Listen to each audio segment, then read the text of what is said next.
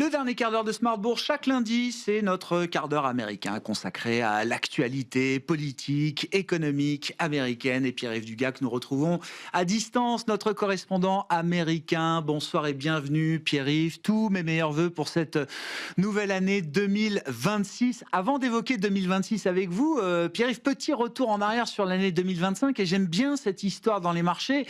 Alors, est-ce que c'est un changement profond ou est-ce que c'est une parenthèse? En tout cas, le retail à la main. Et quand je dis le retail, ce sont les investisseurs particuliers qui, en 2025, ont sans doute mieux navigué que les grands investisseurs institutionnels et autres gestionnaires d'actifs dans l'univers des marchés, Pierre-Yves. Oui, c'est un phénomène manifeste en 2025 et qui a toute chance de continuer en 2026. Sa manifestation la plus spectaculaire s'est produite au mois d'avril. On en parlait à l'instant avec nos invités.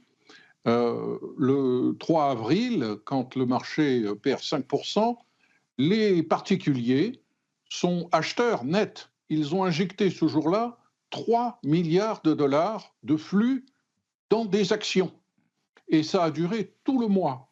Et les institutionnels se sont laissés, dans un premier temps, déborder. Ils ont eu peur des annonces faites par Donald Trump ce jour-là en matière de droits de douane, annonces qui étaient bien plus inquiétantes que ce qu'ils avaient anticipé.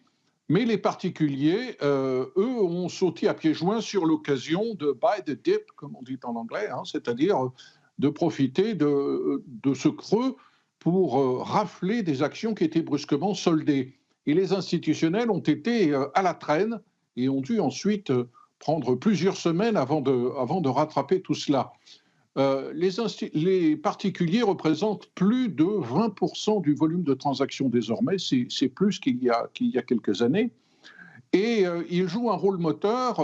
Vous savez, traditionnellement, on dit à Wall Street, avec une certaine condescendance, il y a le smart money, c'est les institutionnels qui disposent de moyens et d'informations considérables, notamment sur les flux de la clientèle institutionnelle, etc., sans parler de leur puissance de recherche et de leur réseau d'information.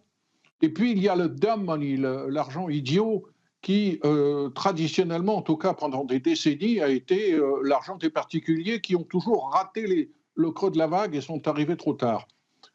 Le contraire s'est produit à la sortie du confinement. Ce sont, en 2020, déjà les investisseurs particuliers qui ont les premiers compris que le moment était venu d'acheter et les institutionnels se sont retrouvés en retard.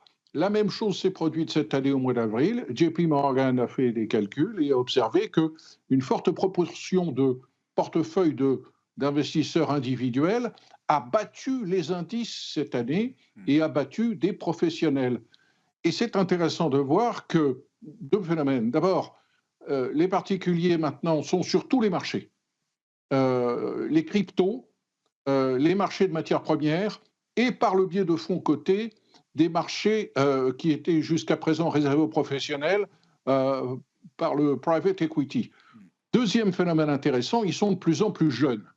Il y a une statistique qui m'a fait tomber de ma chaise, qui, je pense, vous surprendra, Grégoire. Je m'accroche. On a posé la question en 2015 à des Américains entre 22 et 25 ans. On leur a demandé, avez-vous, dans votre compte chèque, puisé pour investir dans des actions? En 2015, 6% d'entre eux l'avaient fait. En 2025, un tiers l'a fait.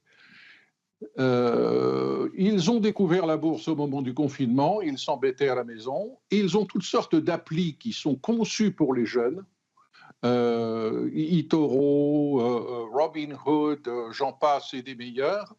Ils sont accros d'une forme de boursicotage qui leur rappelle le jeu, le casino et les paris sportifs. Ce n'est pas forcément une bonne nouvelle. Et ils sont là pour rester. Et ils sont d'autant plus jeunes qu'ils n'ont pas connu, comme certains plus âgés, suivez mon regard, le pic du Nasdaq en 2000. Et le Nasdaq qui, de 2000 à 2022, a perdu 78%, ils étaient trop petits pour s'en rappeler. Mmh. Et on a également oublié de leur dire probablement que avant que le Nasdaq ne retrouve son niveau de 2000, il a fallu attendre 2015. Ouais. Nous avons, avec l'apparition de cette nouvelle génération d'investisseurs accros d'applis d'investissement, un phénomène qui participe un peu à un put qui vient prendre à contre-pied beaucoup d'institutionnels qui se croyaient très forts et plus Mmh. intelligents que les autres. Ouais, très, très intéressant comme phénomène. Et comme vous le dites, hein, c'est vrai que la confiance est auto-entretenue pour une génération qui n'a connu que des marchés montants. Et beaucoup de ces achats se font également avec des effets de levier très importants, hein. On achète à crédit des actions ou des actifs risqués aujourd'hui, notamment aux États-Unis. Pierre-Yves, pendant que la France opère en ce début d'année sans budget, les États-Unis vont opérer en 2026 sous l'apanage de la grande et belle loi budgétaire, victoire de Donald Trump, bien sûr. Peut-être l'occasion d'en redire un mot et de savoir ou repréciser ceux qui vont en profiter le plus versus ceux qui en profiteront peut-être le moins. Alors, c'est une très bonne idée. Je vais faire juste un pas en arrière pour rappeler le système systématique qui, je crois, est maintenant en vigueur en France aussi, mais qui est vraiment traditionnel et qui joue un rôle très important dans les liquidités des ménages américains, qui est la retenue systématique à la source Ouais. de l'impôt. La grande loi fourre-tout de Donald Trump a été votée en juillet.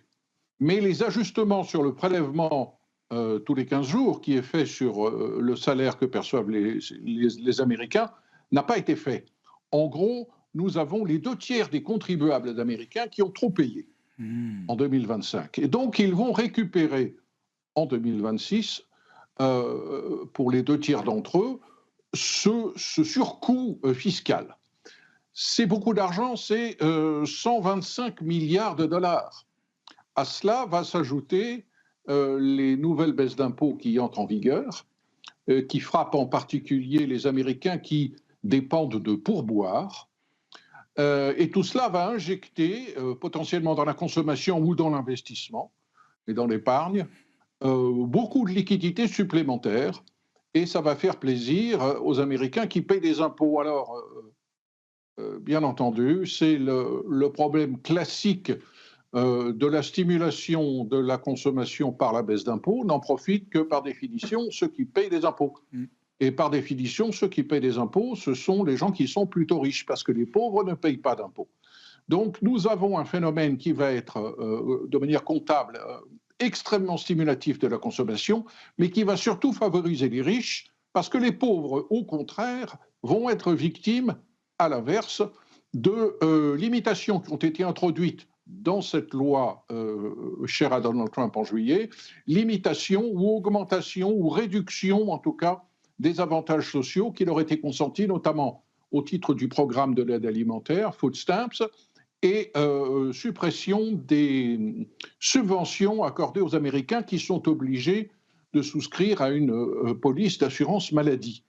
Ce qui veut dire en net qu'en gros, 30% des Américains les plus pauvres vont perdre du pouvoir d'achat, 30% au milieu vont à peu près être en situation neutre, et les 30% les plus riches, eux, vont en bénéficier. Mmh. Et les chiffres sont importants, les estimations du labo de recherche de l'université de Yale sont assez édifiantes. Pour les 10% les plus pauvres, c'est une perte nette sur 12 mois de 2200 dollars à peu près. Pour les 10% les plus riches, c'est un gain net de 9700 dollars. Donc nous avons, on le sait depuis déjà maintenant plusieurs trimestres, en gros, les 10% américains les plus riches qui représentent 50% de la consommation. Ce phénomène risque de s'aggraver et l'écart entre les plus riches et les plus pauvres en termes de capacité à consommer va encore se creuser. D'où effectivement ce risque de voir une économie américaine qui continue de croître, mais qui est dépendante de la bonne humeur des riches, Mmh. qui, en cas de coup de grisou sur les marchés boursiers, pourrait avoir un effet richesse qui joue à la baisse.